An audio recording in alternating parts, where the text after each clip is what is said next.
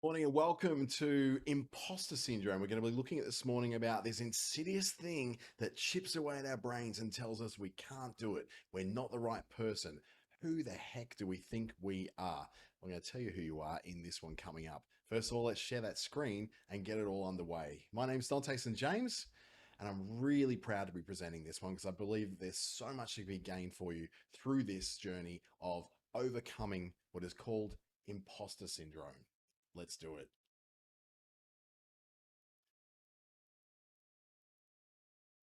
First of all, a quote from one of my favorite authors and activists of pretty much all time. She's a bit of a hero of mine, and I think she's really, really important in the history of civil rights movements and all that. I've written 11 books, but each time I think, oh, they're going to find out now. I've run a game on everybody and they're going to find me out.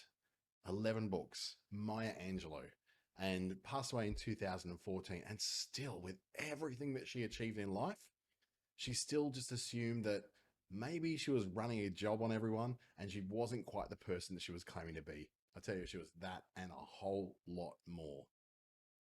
This morning, this is brought to you by Business Station and the Australian Small Business Advisory Services Digital Solutions Program, delivered by Business Station in WA, Regional Development Australia, Brisbane in Queensland, and Treaty Business Consulting in the Northern Territory. You can watch this now on Zoom, as quite a few of you already are this morning. Hello, thank you for joining me. You can leave your messages and your chat messages. I've got them on my screen over here so I can see all that. So thank you for joining us. If you're watching on YouTube, thank you again for joining us. And you can pop those questions and comments down below. And by the way, a subscription to the channel would be magical. Thank you. Let's get it underway and continue on this journey of understanding what imposter syndrome is and how you can overcome it. First of all, what imposter syndrome is and its effects on those who live with it is what we're going to start with this morning. Then we'll move on to why imposter syndrome seems to be even more prevalent at the moment and what you can do to overcome imposter syndrome and be an even better business owner. And that's what we're really after, isn't it? My name's Dante St James. I've done a lot. I've done my marketing degree at the University of New South Wales, backed up by a Masters of Marketing and Business Information Systems. I have studied with TAFE New South Wales, some 7 different certifications with them. With the Chartered Institute of Marketing, I started off with their foundational certificate in marketing and moved right through to their postgraduate diploma in digital and traditional marketing as well. With Facebook, I hold 6 different certifications with them, featuring just the 3 on the screen, which is the lead trainer certification, the digital marketing associate certification, and the media planning professional certification. And of course, because that's not enough, I also work with Google's Digital Springboard project, the Australian government's Be Connected, NICE, and ASBAS digital solutions programs. Clearly, this man does not like to have a sleep, but even with all that in mind, I still wonder if it's enough. I still have days where I don't think I'm an expert in what I do. Now, I just rattled off all these things for you that I've done, all these certifications I've had, and yet there's still times, still moments where I think I'm not quite the person that I thought I was. That's the craziness of imposter syndrome. So, quite often I get the question from people or the comment from people that I'm so lucky to do the things I do. I get to fly around Australia. I get to work with, big tech companies like Facebook and Google and places like that. But what they don't see behind that learning is that there's 12 years of university, 2 failed businesses, a bankruptcy, networking, volunteering, 2,080 free hours of work that's had to go into all that. And then you think, well, okay, why do I sit there still thinking that I might be an imposter, that I might not be quite the expert that I think I am? Well, it's because of so many reasons. In fact, 70% of the population, they still deal with some degree of imposter syndrome in their lives. And it's in business, it's in employment, it's in their relationships with friends, family, partners, the dating world, even with getting in front of a camera and looking straight down the barrel of it with a ring light and going, geez, who do I think I am getting on here? 70% of the population. That's how many of us are walking around thinking that we may not be who we think we are. So the feeling of our successes Sometimes with imposter syndrome could be feel like it's luck. It's just the luck of the draw. It's not our skills, it's not our qualifications, and not the hard work we've put in. We just go, oh no, I just got lucky. I just got lucky with the job I do. I just got lucky that I get asked to host these webinars. I just got lucky that I got to work with Facebook. There was no luck about it. And you'll probably find the same thing in your world. Now, the whole idea of imposter syndrome was first posited by Dr. Valerie Young, a New Zealand professor who wrote a book called The Secret Thoughts of Successful Women. And when she brought across this particular idea, it's something which was, I guess, identified and sort of thought about very much before it, as early as the 1950s, where there was a lot of, the people who were making lots of money after the world wars. But it wasn't until Dr. Valerie that things started to be sort of looked at as this is possibly what this is. And others have gone on to write since about imposter syndrome. But I just want to pay tribute to this amazing woman who was able to really define what the imposter syndrome is. And she came up with 5 particular types or archetypes of what imposter syndrome may be. So we'll start from the first one, is the perfectionist. Now, the perfectionist is one that you might be very, very familiar with. It's the one that kind of gets called out quite a lot by people themselves saying, oh, I'm a perfectionist. That's why, it'll never be good enough, because it never is good enough, because I'm a perfectionist and I expect things to be against my ridiculously high standards. I need to set these massive expectations for myself that even the tiniest little error, the tiniest little mistake, the tiniest little thing that doesn't feel like it's perfect makes me feel like a wholesale failure. Personally, I'm a failure because I didn't achieve every single item on that list exactly as I expected I would. That is the perfectionist. And I think if we're not that kind of person, we probably secretly know a couple of people just like that, right? Then there's the superhero. Now, the superhero kind of, I have been the superhero at various times in my life, and it's not a healthy way to live. This is the person who's the chronic overachiever. They've got, they work longer hours. They never take the days off. They put all the time into their business. They're always telling you how busy they are. They must succeed. They cannot be an average person. They have to be a success in every single thing they do, in order to prove to people that they are legitimate, that they are credible, they are the real deal. And this kind of person, they're exhausting to be around. In fact, they're the kind of people who you stop inviting to birthday parties because they can never go. They're always working, right? That might just be me a little bit, I'm afraid. Then, very, very closely related to the superhero as a natural genius is the person who things tend to come easily for them. They are very smart. Doogie Howser or Dr. Sheldon Cooper from the Big Bang Theory, those people who their social skills may not be brilliant, but their business skills, their skills at what they do, their technical skills are just on fire. They're used to things coming easily to them. So when something is a little bit too hard, when something is a little bit of a stretch, if they don't nail it the first go, then they feel a lot of shame and self-doubt. I've got a little bit of that one in there too. Me trying to bake scones for the first time, it took me 7 times to bake scones. And every time I went, dude, you are so smart. You've got so many university degrees. How can you not bake scones? I eventually did it. Once I got past the fact that I'm not an all-time failure just because I couldn't bake scones. That is not what a failure is. And then we have the soloist. This is the person who likes to fly solo. They're not particularly team players. These are not people who like to work and collaborate with lots of different people. They like to be able to do it themselves. Because after all, you know what? No one can do it quite as good as them. No one can do it quite as proper as them. They are the people who they simply must be the person who does it, because anything less than that is going to be a wholesale failure and it's going to be a complete waste of time. If something is really hard for them, if they get overwhelmed, this is the last person to ask for help. But they should be the first person to ask for help, shouldn't they? They should be the first person lining up and saying, hey, I really need help with this. However, the soloist is also the person who is the one who's likely to hide the fact that they're overwhelmed. They're always running late. I do a little bit of this as well, running late behind on projects. Not so running late for meetings, but they're running behind on projects. The person who just goes, you know what?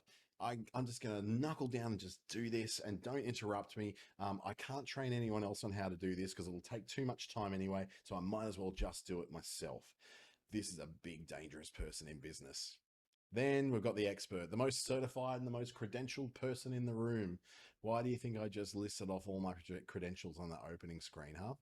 Seeking out additional certifications or training for validation. I never feel like I'm qualified enough. So I go and do another certificate. I go and struggle through another course. I go and get another certification, all because that imposter syndrome keeps nipping at my ears, going, you have to get more, you have to get more because you can't teach on these things. You have to get more. Now, that's made me a very well rounded trainer, makes me able to train so many different things, but it's exhausting. Oh, wouldn't it be just nice to take a break and just go, you know what? For once, I don't have to be everything to everyone. I don't have to be the expert, the perfectionist, the superhero. I don't have to be the perfect person every time. Now, how it plays out in society is that we tend to have a lot of the expert. They're the people who are very, very visible. They're the person who puts a lot of time into do things. A superhero, a little bit. What you're going to be is you're going to find yourself somewhere in those sort of orbs. You're going to be a little bit of one, a little bit of the other. Now, this mix here, that's my mix. I've got a whole lot of the expert going on with a whole lot of superhero, a bit of soloist and natural genius, but not so much a perfectionist. I know how to cut corners, so that's not a big one for me. But your orbs, your blobs will look very, very different to what mine do. Maybe you're more of that person who just cannot work with other people. You have to do it yourself. Maybe you're someone who's naturally sort of had things come to them all their life because you're so smart. Or you're the person who just works and works and works and works and slogs and slogs and slogs at it until they get it. Or maybe, and I would hate to be this person because I think it'd just be debilitating, is a perfectionist, the one who cannot do it unless it's absolutely perfect. Otherwise, it's a complete and utter failure unless it's absolutely positively, completely perfect. So, we've got this idea in our head. This is what imposter syndrome is. But where does it come from? Where does imposter syndrome pop up? How does it come into our lives and so insidiously take over? Well, it comes from a few different areas. And one of those areas could have been that this is the way you were brought up. Hearing words such as, who do you think you are? And that's like almost like a mantra almost playing over in your head over and over and over. Now, thankfully, this is one I personally have overcome. I've stopped doing that. And that was just like pure practice. I just had to keep going and keep going and keep going. In fact, part of one of my masters I did in 2016 as part of my Masters of Business Information Systems and Marketing was that I actually looked at a study and I created a study that interviewed over 500 people and looked at what they thought imposter syndrome was and what was affecting them from moving forward. And we found that 87% of imposter syndrome sufferers can recall very, very vividly, very clearly a time in their life when they were put down for putting forward some kind of idea. They had an idea, they had an initiative they wanted to do, and they were either rejected, laughed at, shouted down, something like that at some point. And from that point, they remember that things just weren't really the same after that. A lot of it, the cases, it was when they were kids, a few less cases when they were teenagers, but then some of them were adults in the workforce when they finally hit the workforce. And this is where we saw a big clump of people. They got to the workforce. They weren't the big shot at school anymore or in university. Suddenly in the real world, and they were at the bottom of the rung. They had all these ideals and all these ideas to be bringing forward. And they got basically shouted down. What would you know? You've been here 5 minutes, that kind of thing.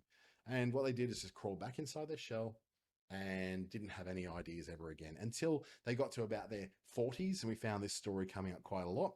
In their 40s, they sort of reassessed everything, which we tend to do in our 40s, and just went, wait, why am I being like this? Why am I so timid? I'm really smart. I'm really good at what I do. It's about time the world actually heard some of my ideas. So you see a lot of politicians come to the fore in their 40s, and you see a lot of thinkers, speakers, and motivators and coaches even come to their fore in their 40s because they've actually moved past all that stuff and reassessed their lives and going, wait a minute, I've got something to offer here. Now, another big one was, and this came up in the survey as well, that a past failure happened that they couldn't hide away. So something was so obvious that they were humiliated in front of others when they failed at something. I know for me, one of those was when I was the fastest hurdler in the country for my age group back in 16, 17. And I won a gold medal at the Pacific School Games, and it was all amazing back in 1988. And then 1980, just on the verge of 1989, I went to the All Schools Games, which is the national, school kids games of all schools everywhere, every state, every part of Australia. And I fell over on the last hurdle, and I was expected to win that. I was leading by a fair way, and I was expected to win. Fell over the last hurdle, didn't finish the race. 72% of sufferers of this particular case, they recall that specific incident of failure. I certainly developed, and they developed an attitude of never again. I never ran again. I'd stopped competing. I was so humiliated by that in front of 2,000 people in a grandstand. It was the most humiliating period thing in my life. And I look at it now and it's like that was nothing. It was such a nothing thing. But as a 17-year-old, it was everything. It was my entire world came shattered. I was letting everybody down. So that's one of the things that could yell imposter, imposter, imposter. Now, ignoring the fact that I'd won 3 state championships in a row, a Little Athletics Championship, 4 gold medals at Little Athletics Championships. I'd gone all around the country, run in other states and won all their state championships as well. Then I got to the Nationals the year before and won it. I got to the Pacific School Games against people from Canada and Japan and all over the Pacific region, and I won it there. But because I failed once in the Nationals that last time, that made me an imposter and a failure, and I never ran again. Crazy the way the brain works, even at a young age, right? Then there's what we call the gender stereotypes, and both men and women do feel pressure to sit very much within what their stereotypical roles in society are and their stereotypical jobs and businesses in society as well. That's why we still see that there's not a lot of female mechanics, whereas women are just as capable as anyone else. In fact, can be brilliant mechanics. Engineers, mostly men. But then you go to school teachers, mostly women. You go to the nursing profession, again, mostly women. Why is there this disparity, and why is there this pressure to go to particular things? And when we look at someone in a job that we don't feel like is particularly gender appropriate, and we kind of point it out, it's like, what are you doing in a job like this, mate? Nurse? You're a little bit, woohoo, how's your father? And we start to build some sort of, this happens in society, and this came up in the thesis as well. Now, 55% of the people who are suffering from imposter syndrome look back at a time where they felt pressure to remain within some sort of behavior or some sort of job or some sort of interest levels that were apparently the expectation within their gender. Now, in 2021, those things largely shouldn't exist anymore, but they certainly do. We still have pressures. Like, you got the girl who grows up and is taught to be caring, and but wants to be an engineer, and then sort of fostered into nursing. Or you got the guy who grows up and who is taught to be polite and cheerful and nice, and then when he gets to be a teenager, he's expected to turn into a tradie. He might make a very polite and very nice tradie, but there's this pressure to sort of be channeled or funneled into certain roles in life because of, what bits you were born with. So that kind of stuff can force people to feel like they're an imposter when they're working outside of what those gender specific roles may be. So if you're a male who is heterosexual and working as a nurse, there is a natural, it's wrong to say natural because there's nothing natural about it. There is a common pressure that comes from people around you, from family, from friends, from people in your life, to think, well, why would you do that? Isn't it only, girls and gays that become nurses? And this is the kind of stuff that gets said in families. This is the kind of stuff that gets said amongst friend groups.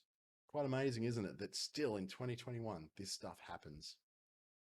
And then we've got what we call the cultural norms and expectations. There's a pressure to conform to some kind of cultural behavior. We see it a lot in Indigenous Australians. We see it a lot of in migrant groups in Australia that particularly you find it in a lot of migrant Indian families, that if you don't become a doctor or a lawyer or an engineer, that you somehow, there's something wrong with you. If you go through to make a business, even though you could make, 100 times what the doctor or the lawyer or the engineer could do in the business, you're somehow looked upon because you're not a doctor or you're not a lawyer or you're not an engineer. And it's one of those very strong pressure areas that these particular roles, these particular job types, these particular areas of study are considered to be status studies. They're things you can say to the people back home is like, look at my son. He's a doctor. Look at my son. He's an engineer. And there's something to be proud of. Whereas saying, look at my son, he imports cosmetics from the Middle East and repackages them, send them off. He might be making $3.5 million a year, but that irregardless, he's not. That's not even a word. Regardless, he's not a doctor, so therefore we don't really like to talk about it too much. So 52% again of these people who feel like they've got this imposter syndrome going on are people who feel like imposters because they're not working in something that they were expected to work in, or they are working in something they were expected to work in and they know they're being an imposter. But we're talking more about the people who are broken away from that cultural norm or that cultural expectation to work in an area that wasn't expected of them or wasn't expected for them as someone from that particular culture. Isn't it amazing? All these really out there things that contribute to someone feeling like a failure, feeling like an imposter. So when we ask where that comes from, well, then we got to also ask, what does it cause? Apart from mental anguish, which it can cause a lot of, there's some very real damage that can happen when you think you're an imposter. So the regular imposter cycle kind of works a little bit like this. Excuse me. You start off with a task and then you get anxiety over that task. So you do one of two things. You'll either work hard and after success, you get an initial feeling of accomplishment and you get a bit of praise for it. And when you get a bit of praise for it, you reject that praise. Oh, no, I had no natural talent, so I had to work hard to do it. But yeah, you don't accept the praise. Or it can go the other way. You get anxiety once you get this task. You procrastinate on it because you're afraid you can't do it because you've got this imposter syndrome going around your head. And then you get a bit of success after this frantic rush that brings a whole lot of relief and a sense of accomplishment for a moment. You get some praise. And then when you're praised, you go, oh, look, I was just lucky. It was a real rush at the end. I was just lucky I got it all done.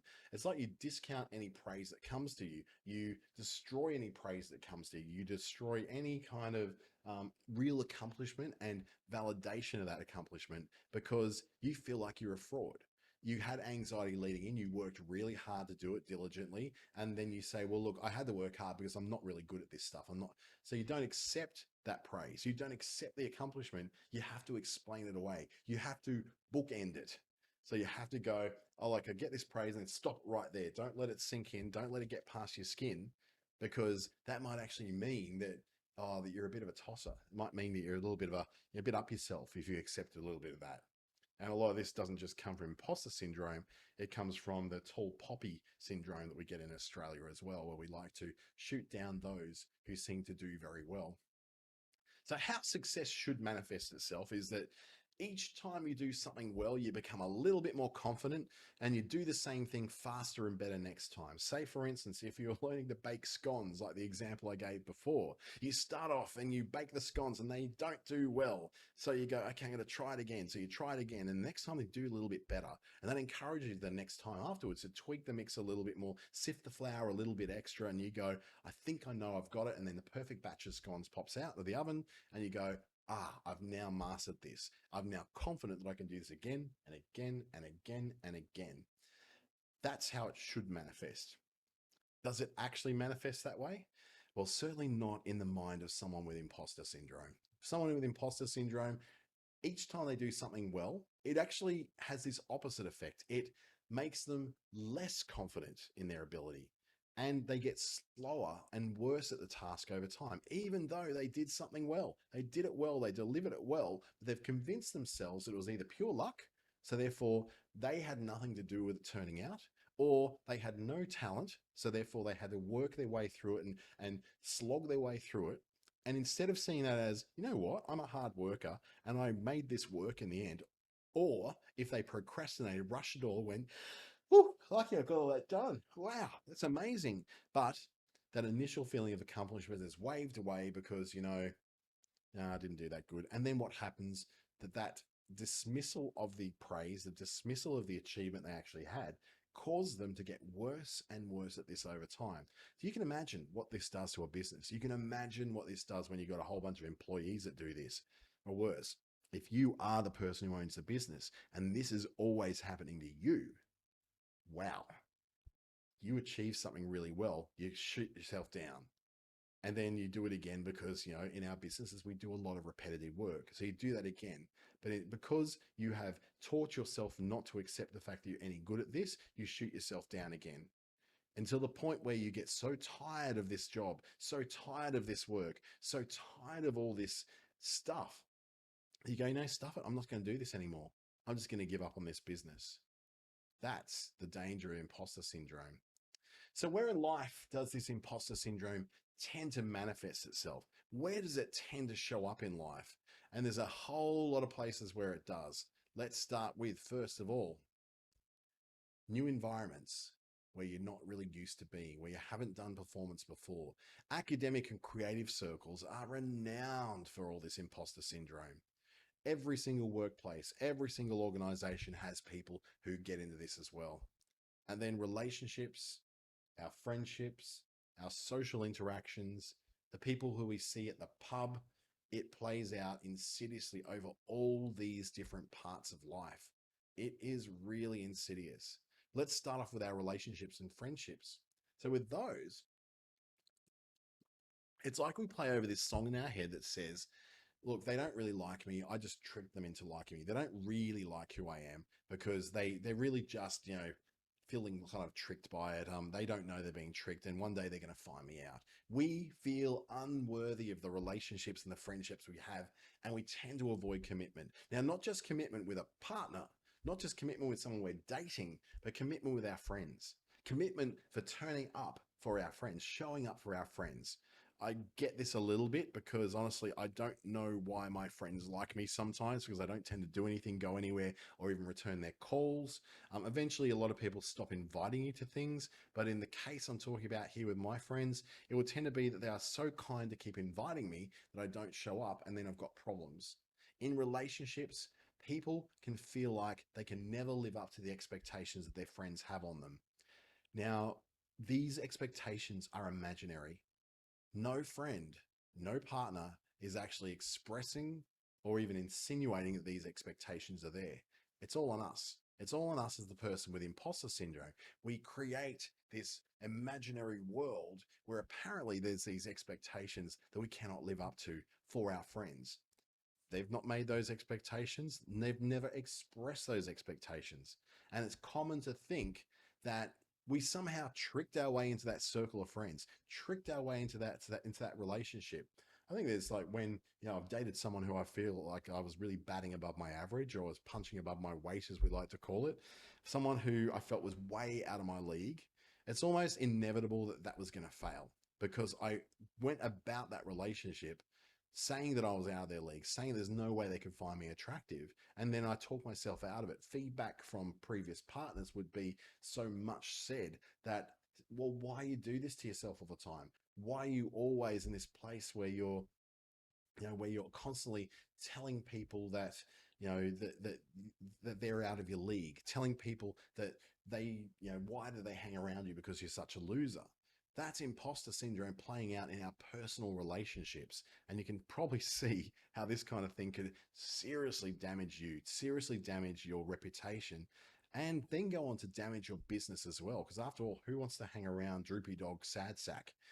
Another way is when you maybe in the academic world, you're learning, and I'm saying I'm not smart enough to be in this class. I'll tell you every time I've been into a university course, any sort of certification course, when I went to work for the first time to learn from Facebook in their Sydney office about how to be one of their trainers, tell you what, it was so hard because I was saying, I'm not smart enough to be in this class. I'm definitely not smart enough to be this person. I'm certainly not smart enough to do doing this. And I compare myself to other learners in the class. And if I wasn't going as fast as them, if I wasn't putting up my hand to answer questions as often as them, I would assume that I was dumb. I would assume that I am the problem. I assume that I'm not even meant to be there. I'm not even meant to be in this class because I am simply not smart enough. I'm an imposter, although all the students are in the same position.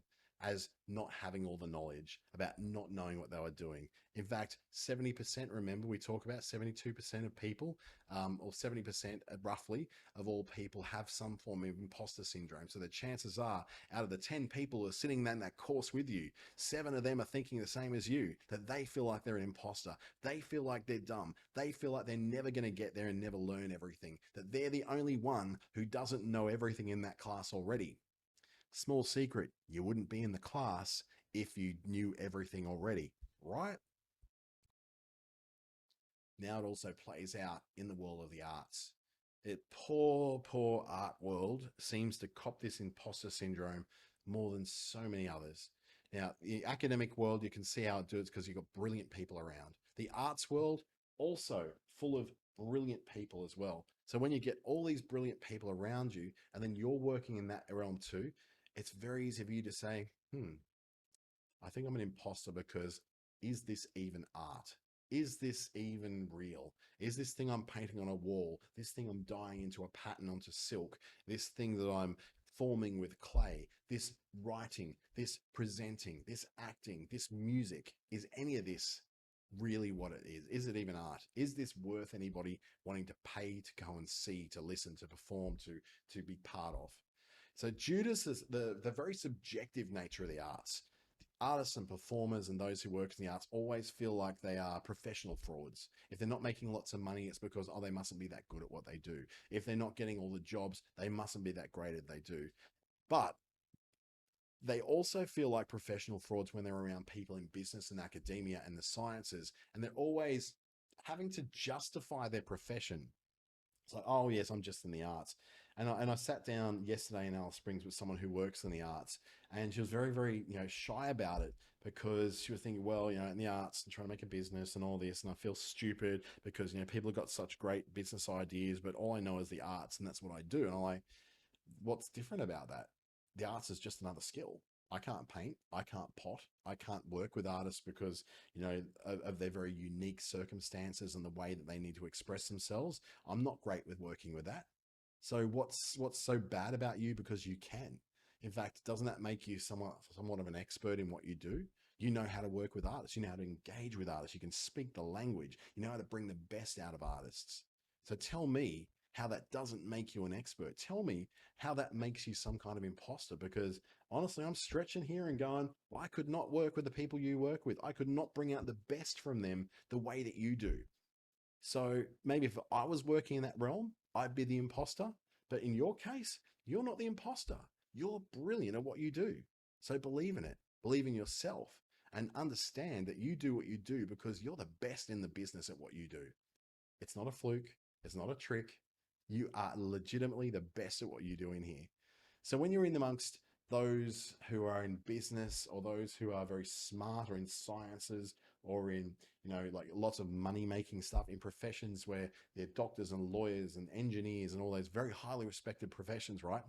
And you rock up and you're an artist, there's nothing fraudulent about you. There's no imposter about you because simply you have a different profession. It's not a lesser profession, it's a different profession. I'm probably not going to get over that whole imposter syndrome with artists straight away because honestly, there's a lifetime of justification that goes into the arts, and I really enjoy working with the arts people because of that reason, because you can have such a depth of change in their lives and such a massive impact on them, bringing them out of that imposter syndrome. Then there's a person who's new to a job, and this is where you're in a new environment that you don't really know what you're doing, and no one ever really does when they first start there. We first started with one of my government programs, and the amount of ins and outs and the ways of having to work with all these different forms and compliance issues and all that. It was ridiculous. It was out of control, and I felt like I was out of control. When we're new to a place or a job or a skill or something like that, we often imagine we're never going to be good at it. We're never going to be any better at it. We're never going to master this skill, this job, this thing. Imposter syndrome then jumps into that feeling and then causes a feedback loop, because even if you do gain that new skill, even if you do successfully use that new skill, you just put it down to luck.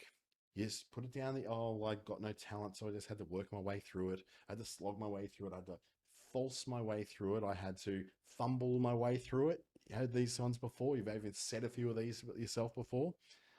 It's putting across that you aren't who you said you were in the interview, so therefore you must be a failure. Now, as someone who's hired many people in the past, I'll tell you now that I very deliberately hire people who don't necessarily know how to do everything I'm going to give them. Yes, while it'd be lovely to have someone who hits the ground running and does everything from first go straight away, the reality is it ain't going to happen that much. It's very rare, in fact, you would get someone who is particularly good at something where they come in from day one and just go boom and they're kicking goals straight away. We don't expect it as employers. We don't expect it as business people from the people we work with that they hit the ground running straight away and they succeed from the moment they hit the floor. So, why do we expect that from ourselves? Makes you wonder, doesn't it? So, we know what imposter syndrome is. We know where imposter syndrome comes from. What then do we do about addressing and overcoming it? What do we do to move forward confidently and competently in our businesses? Step one, talk about it. It helps to open up and be honest with someone in your life that you have this problem. Talk about how you feel like a fraud to a safe person in your life, because chances are there's a place in their life where they're feeling it as well. Remember, 70% of people believe that they are frauds. They believe that they're not the person they think they are. When you sit down and share that with someone, oh, the empathy goes off, the heart warms because you go, oh, you too. Yeah, me too. 77% of those in our study who talked with a friend, a partner, a family member, or a colleague about the fact that they felt like a fraud in what they were doing felt that it contributed positively to them overcoming it eventually. There's often a sort of a thought that's given that if you take something out of the darkness and you shine a light on it, you can't hide those things anymore. So imposter syndrome, like many sort of, I guess, deficiencies or pathologies or issues in lives, cannot survive when a light is shone upon it. When you shine on that imposter syndrome, it once you've swung a spotlight around to someone on stage, they can't hide on that stage anymore. There's no room for self-doubt. There's no room for the imposter. There's no room for the fraudulent fakery, because you can either act or you cannot act, and you wouldn't be on that stage in the first place if you could not act. So, talk to someone. It will help. If 70% of us have imposter syndrome, and 77 of those percent of those who have imposter syndrome talk about it and feel better, and they actually feel like it actually makes a change, a positive forward change in their life, then that's probably the best place to start.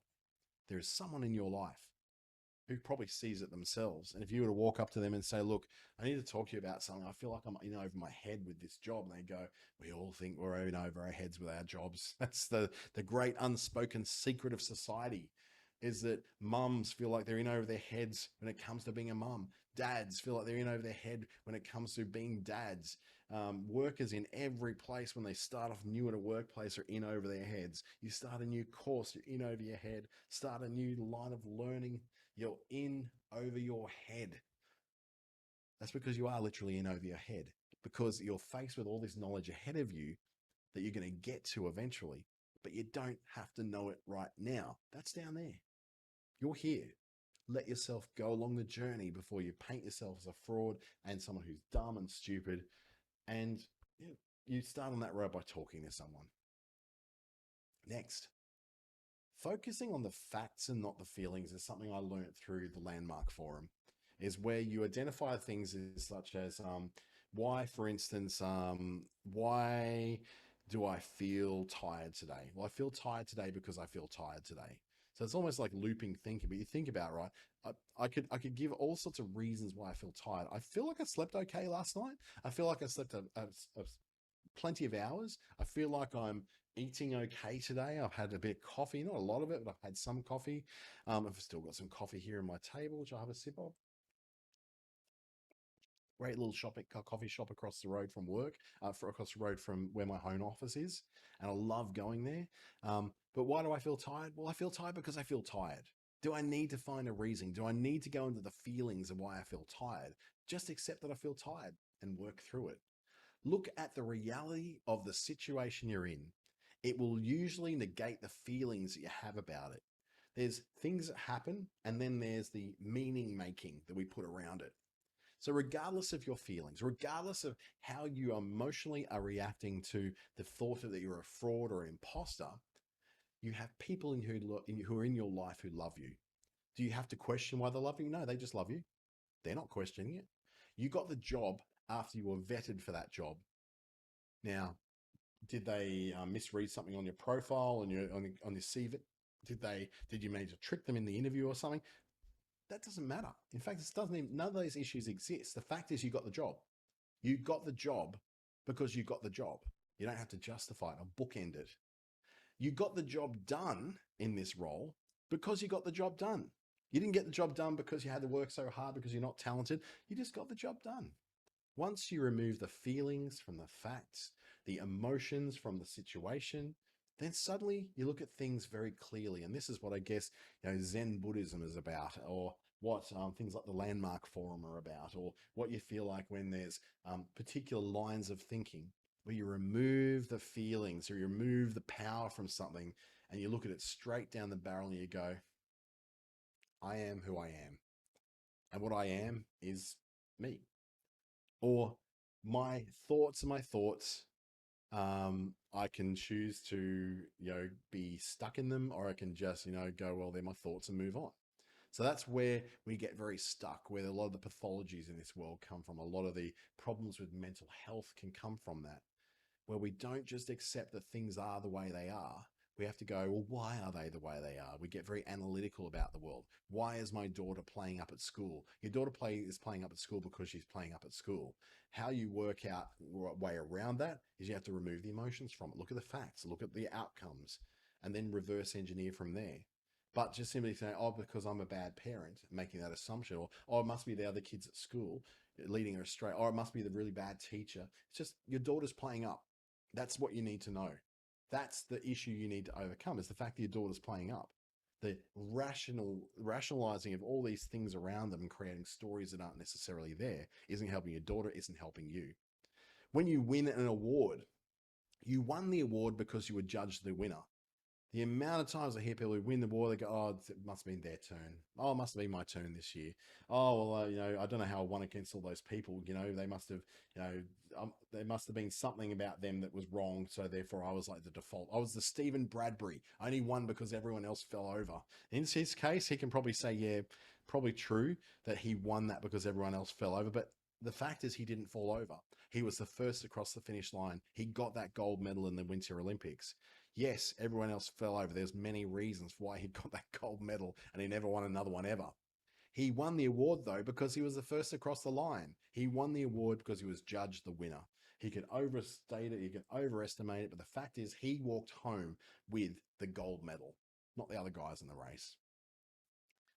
Sometimes it can feel like, because you don't fit in, that you're some sort of imposter, you're some sort of freak. Feeling out of place or somehow standing out in a group does not make you an imposter. It does not make you a freak. It does not make you out on your own. People who are good at what they do stand out. People who are successful stand out. That does not make them an imposter. If you're being called out because you're very good at what you do, you've had some level of success, that doesn't make you an imposter. It makes you somebody who stands out for what they do. And why do you stand out for what you do? You stand out for what you do because you stand out for what you do. That's the most basic answer. But somebody looked at you, looked at your achievements and went, yep, they're a success. I want to call that out. People who have worked on their brand, those people stand out. The big hair, big teeth brigade that I often go on about and feel like really, a bit judgy over. Why am I doing that? It's just shiny because I'm trying to do the same thing myself. And I feel like a bit of an imposter when I'm getting on these cameras, when I'm getting on these microphones, when I'm getting into people's faces and doing teaching and workshops and webinars and working with clients. When I feel like an imposter, I do tend to fail. It's a self-fulfilling prophecy. But when I don't feel like an imposter, oh boy, do I succeed. When I'm walking into my strengths, when I'm walking into the things I'm good at, oh, I do very well. And so do you. When you walk in your path that you are experienced at, where you're very good at, where you're practiced at, where you've got experience and knowledge and expertise at, you do really well. And then you get called out and you say, look how well she's doing. And you go, oh, yeah, I guess, yeah. Accept the praise. You got called out. Take it as validation. Oh, I don't need no validation. Take the validation. Just let it do. People who help others often, people who actually take time out of their day, I often feel like, what's in it for them? What's the imposter? What are they trying to get out of this? Oh, they must be trying to get something with this person just because they help other people. Those people stand out too. They're not imposters. They just do this thing. They help people because they help people. It's almost like breathing for some people to help others. For me, getting in front of a camera these days, despite the fact that even 1 year ago, I found it almost impossible to do. And I felt like it was stupid and dumb and I couldn't do any of this. Now it's like breathing. I just turn on the ring light, turn on the camera, I get my screens together, I got my prompts over there, I got my ring light in front of me, I got my Logitech camera, I got my nice little Shortcut microphone here to make it a better experience for people, and I do my thing. Does it make me an imposter because I got good at it? It makes me a success. People who are friendly, people who are inclusive, people who are better at something than other people, they tend to stand out. And when you stand out, it sometimes feel like you go, oh, I feel like I'm out here on my own, feel like, I'm not really that good at things. I've got a lot of self-doubt. You're there out on your own because you were good enough to stand out on your own and you were trusted to stand out on your own. You don't have to question that or justify it. You can put a whole lot less pressure on yourself. It's natural to not understand everything at the start when you want to learn something new. If you go into a situation where you're learning a new course, a new skill, going to a new job, going to a new environment, you're not expected to know everything. So take a bit of pressure off yourself. It's completely natural. It's not a failure. It's not you being an imposter or a fraud or some sort of fake just because you don't know all the answers. You're in that position now because you don't know all the answers. You're supposed to not know all the answers, right? Logic. Everyone makes mistakes on their way to success. I've had 2 businesses fail and I went bankrupt at one stage before I turned things around and was able to keep going and keep going and keep going to the point where I'm now starting to make the income that I want to make in the field that I want to make it in and being recognized for what I do. Asking questions when you're in a situation where you're learning doesn't make you weak. It doesn't make you an imposter. It makes you someone who wants to succeed. And people who ask questions, they tend to succeed because they ask the questions to get the answers, to be able to learn, to be able to move forward, right? Logic. If you need guidance or if you need extra time, it doesn't make you dumb, a failure, or an imposter or a fraud. It makes you a student. That's what we do. We don't necessarily need to know everything straight away, but we can learn all those details along the way. So ask that question, you know, seek that guidance, get that extra time. Go to the person who does know and ask them how they do it. Again, not an imposter, not a fraud, not a fake, but a student. And finally, I would say take the win. It might take some time for you to accept losing because, we're in business because we've got a certain personality type that says that we should win all the time. We should always win. And that we lose sometimes. We go, okay, we lost. We find it a lot easier to learn how to accept losses, but we take even longer quite often to accept the wins. We are naturally predisposed towards negative. We're naturally predisposed towards a fear of loss than we are for the joy of gain. I often talk about the $100 note. You see a $100 note down the ground, you go and pick it up. You go and go, $100 note, go and spend it. You got 5 minutes of greatness, 5 minutes of positive feelings of joy and of euphoria. The person who lost that $100 note though, they reach in their pocket to look for it. It's not there. They got to pay for something that's not there. They will bash themselves over the head for that, often for weeks. You idiot. Why did you let that go? Why did you lose that money? What sort of idiot leaves $100 loose in their pocket and doesn't put it in their purse, doesn't put it in their wallet? You fool. And we'll go on about it for weeks. Every time we have to pay for something, we remember the $100 we lost. Every time the subject of money comes up, we're reminded about that stupidity of losing that thing. Just accept the wins. When you win something, when you succeed at something, when you complete something, when someone compliments you, say thank you. Don't let your automatic thing be, oh, no, no, it's okay, it's okay. Accept the win. Say thank you. Actually accept the win. It feels weird when people don't do that. It makes it so unnecessarily awkward for people when you don't accept the compliment or accept the help or accept the hand or the applause or the praise. It makes it awkward for everyone around, including yourself. Then don't just take that win and decide that you're going to bookend it with a justification. They say, oh, congratulations on your win. You go, oh, yeah, I guess it was my turn this year. All the real winners were around last year and they weren't in it this year. So it was like much less of a competition this year. So it's nice to pick up the win. But the word but almost needs to be taken out of your vocabulary. I won, but just completely disempowers your win, completely throws away the fact that you win, and throws it back in someone's face the fact that they were communicating their joy and joining in the joy of your win with you. But when you say, oh, yes, I won, and it feels great, thank you, that feels normal and natural. It's not this awkward moment of, oh, I was praising them, but they think like they don't deserve it. That's a bit weird. Why'd you enter in the first place if you don't think you were going to win? Allow yourself to feel good with success. It's actually a good thing. It's good for you as a business owner. You don't just beat yourself over the head for the losses. You also go forward and accept the wins. Take the losses as lessons, accept the wins also as lessons, but accept the win as a celebration too. Practice a habit of congratulating. This is how you really overcome it. This is that it's like this little point that's hidden at the bottom of this slide, right?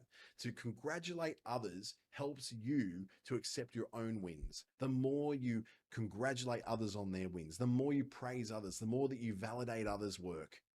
Funnily enough, it gets a little bit easier for you to be validated for your work, to accept the praise from others, to enjoy your wins as well, rather than just sitting there and going, oh, yeah, I won. Yeah, but it's only because of this. Judgment is one thing that's going to kill your joy. It's going to kill your change. It's going to kill your social life. It's going to kill your business. Give yourself time to get used to something new and learn how it works before claiming that you're a fraud for being there. Give yourself time to get used to the new paradigm that you're working in, the new environment that you're working with, the new product you're working with, the new thing you're selling, the new lesson you're learning before you judge yourself as being some kind of imposter for not knowing the answers. While you can trust someone about your feelings, you don't need to tell everyone. So you can actually go, and have a talk to someone, but you don't need to talk to everybody about your imposter syndrome. You don't need to broadcast it. I'm doing a bit of that in this particular webinar today and broadcasting that I have imposter syndrome, but you don't have to do that. You can do a deal with yourself though, that you won't harshly judge yourself until you've been at the task for a certain amount of time. You've worked at this for a certain period of time, then you're allowed to judge yourself. Let's just say I'm giving myself 3 months to learn this. 3 months, and if I don't have it by then, I need to start seriously looking at whether I'm capable of this.